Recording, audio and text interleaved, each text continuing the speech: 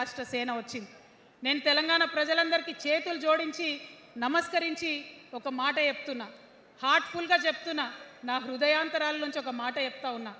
నేను తెలంగాణలో ఉన్న 3.5 కోట్ల మంది తెలంగాణ బిడ్డలందరికీ ఒక అమ్మగా పరిణితి చెందాలనుకుంటున్నా.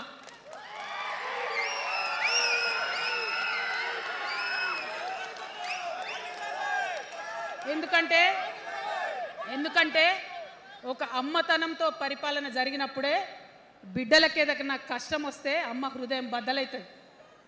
అటువంటి దుఃఖంతో పరిపాలన జరిగినప్పుడే, అటువంటి సంవేదనతో పరిపాలన జరిగినప్పుడే, అటువంటి ఆర్తితో పరిపాలన జరిగినప్పుడే రాష్ట్రం ముందుకు పోతుంది, రాష్ట్రంలో ఉన్న ప్రజల కష్టాలు తీరుతాయి. ఇవాళ